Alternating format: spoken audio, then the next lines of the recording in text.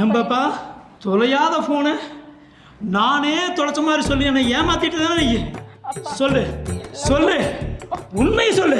இல்லப்பா நான் சொல்றேன்ப்பா இருப்பா. அது அப்பா அப்பா நீ எனக்கு சொல்லாத. நீ எனக்கு பிள்ளையும் இல்லை, நான் உனக்கு அப்பனும் இல்லை. என்னப்பா முட்டாள்.